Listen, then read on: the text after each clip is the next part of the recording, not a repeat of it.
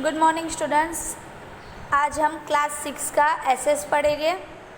SS में हम lesson number 5 पढ़ेंगे, in search of peace Buddha and Mahavir, शांति की खोज में बुद्ध और महावीर। तो उसमें हमने गौतम बुद्ध के बारे में देखा था कि जो गौतम बुद्ध थे वो बचपन से ही वो काफ़ी होशियार थे। फिर वो उनके घर के सामने जो एक आश्रम था वहीं पे जाते थे, फिर साधना भी करते थे, ध्यान में बैठते थे। इसीलिए जो गौतम बुद्ध के जो पिता है उनको ऐसा लगता था कि कहीं गौतम समाधि या तो फिर समाधि न ले ले और ध्यान में न लग जाए। तो लास्ट में गौतम बुद्ध की शादी उनके पिता ने करवा दी, काफ़ी जब वो यंग थे तब। फिर उनके पत्नी और उनका जो लड़का था उसका नाम राहुल था। और उसके बाद लास्ट में उन्होंने गृह त्याग करके साधना में जुट जाते हैं। साधना में जुटने के बाद वो खुद ही अकेले साधना करने चले जाते हैं। तो आज हम टॉपिक लेंगे प्रीचिंग्स यानी कि उपदेश।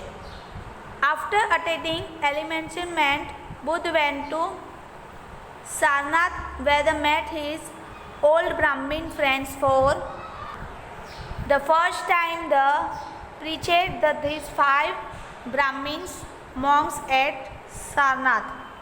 Buddha's these first preaching are called a Dharmachakra Parvatan. Buddha gave very simple sermon to get right to the miseries of the world. According to him, there are 4 areas stood. First of all, the world is full of miseries. The causes of the suffering is a greed or strong desire. Third, destruction of suffering in renunciation of desire. 4 of adoption of the occidental path, a strange march, elements desire. These 4 truths explained by the Buddha are known as the Buddhist principles, also known as the समायक दर्शन। यानी कि ज्ञान प्राप्ति के बाद बुद्ध थे वो सारनाथ गए और वहाँ से उनके पुराने ब्राह्मण जो थे उनसे मिले, यानी कि पुराने ब्राह्मण मित्र थे उनसे बुद्ध मिलते हैं। फिर सबसे पहले उन्होंने उनकी जो 5 ब्राह्मण मित्रों को सारनाथ के उपदेश दिया। फिर बुद्ध ने इस प्रकार जो प्रथम उपदेश को धर्म चक्र प्रवर्तन कहा जाता है। फिर बुद्ध ने संसार के दुखों में मुक्ति पाने के लिए सरल और सादा उपदेश दिया।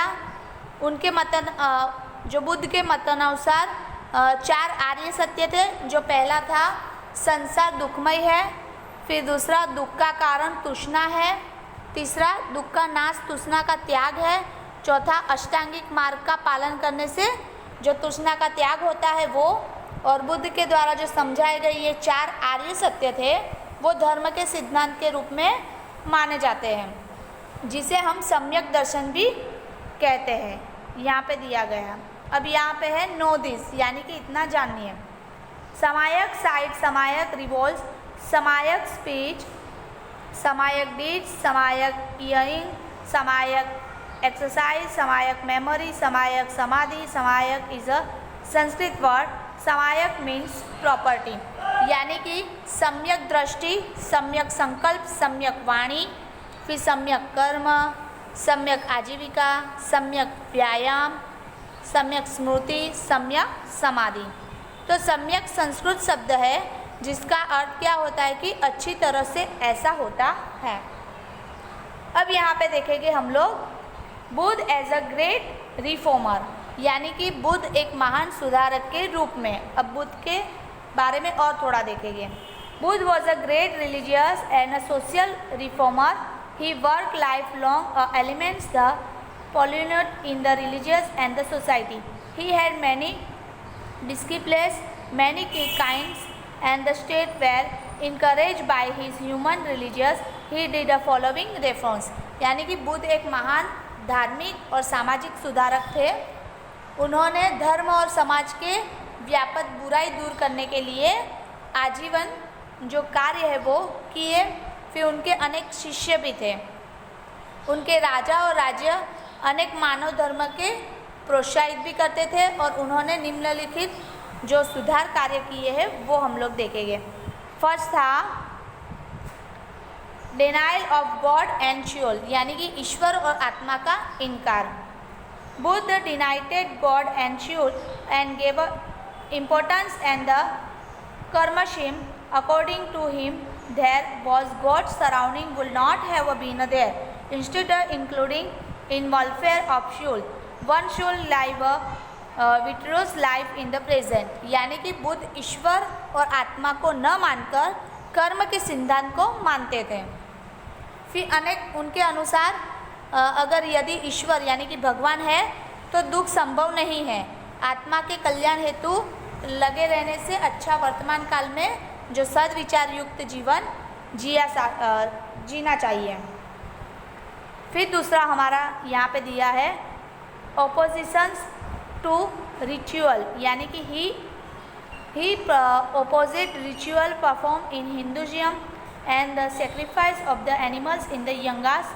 ही said the non violence is the highest value, the greater duty of all human beings and the trade animal non violence. यानी कि कर्मकांड का जो विरोध है उन्होंने उसमें बताया है कि जो हिंदू धर्म के व्यापक कर्मकांड का जो विरोध करके उन्होंने यज्ञ में जो पशुओं की हिंसा को रोका था।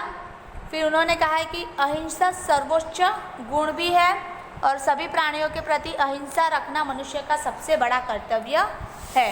हमें जो प्राणी पशु पंखी है उनकी हत्या नहीं करनी चाहिए, बल्कि उनको अच्छे से संभाल के रखना चाहिए।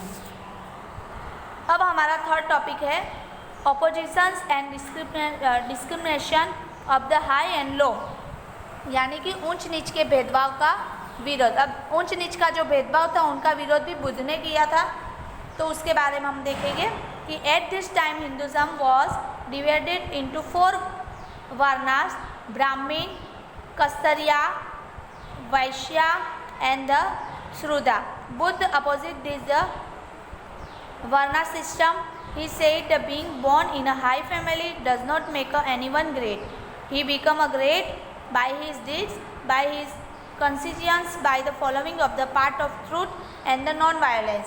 He opposed the discrimination of the high and low privilege in the society. यानी कि इस समय जो हिंदू धर्म में ब्राह्मण, क्षत्रिय, फिर वैश्य और शुद्ध जैसे 4 वर्णों में विभाजित हो गया था, बुद्ध ने वर्ण व्यवस्था का विरोध किया। उन्होंने कहा कि जो व्यक्ति उच्च कुल में पैदा होने से महान नहीं बनता है और जो सभी अपने कर्मों से, सद्विचार से, फिर सत्य से और अहिंसा से पालन से एक महान बनता है। उन्होंने समाज में व्याप्त ऊंच नीच के भेदभाव का जो है वो उग्र विरोध भी उन्होंने किया। अब चौथा टॉपिक है हमारा इम्पोर्टेंस ऑफ वुमन, यानी कि जो महिला है उनका जो महत्व। Buddha gave equal importance to woman as the man. He said that the part of nirvana is not only for man, woman can also achieve nirvana thought, shraddha and duty. यानी कि बुद्ध अपने इस मानव धर्म में पुरुषों जितना ही महत्व महिला को भी दिया जाता है। जैसे कि निर्वाह का जो मार्ग है वो मात्र पुरुषों के लिए नहीं है, महिला भी साधना और कर्तव्य से निर्वाण है वो प्राप्त कर सकती है। यानी कि पुरुष को जितना सम्मान मिलता है उतना सम्मान महिला को भी दिया जाना चाहिए। अब हम लोग देखेंगे निर्वाणा, यानी कि निर्वाण क्या है। Buddha attain enlightenment in the Shoda of Buddhi tree of Vaishak Purnima. By acquiring knowledge, Buddha continued referring society and religious in India. He led many people towards right now's path, giving a purchasing of truth and non-violence. He opposed the eating and non-violence food at the high and low discrimination. He died at the age of 80 years in Kusinara and attempt nirvana, but his ideas and religious is still achieved in the world. यानी कि बुद्ध को वैशाखी पूर्णिमा के दिन बोधि वृक्ष की छाया में ज्ञान प्राप्त हुआ। वो एक पेड़ के नीचे ही ज्ञान प्राप्त कर रहे थे, तो वो पेड़ का नाम था बोधि वृक्ष की छाया में बुद्ध ने ज्ञान प्राप्त किया था। ज्ञान प्राप्त करके बुद्ध ने भारत में समाज और धर्म के जो धर्म था उसमें बहुत काफ़ी सुधार किया। अनेक लोगों को उन्होंने सद्मार्ग पर लाए, सत्य और अहिंसा का उपदेश दिया। फिर मांसाहार और ऊंच नीच के भेदभाव का भी विरोध किया, यानी कि मांसाहार खाने से रोका। फिर 80 वर्ष की उम्र में कुशीनारा में उन्होंने निर्वाण प्राप्त किया। आज भी संसार में अनेक विचार और धर्म से जीवित है जो बुद्ध ने हमें दिए थे। तो यहाँ पे जो हमारा टॉपिक है वो पूरा होता है। अगले वीडियो में हम अगला टॉपिक पढ़ेंगे। Thank you so much.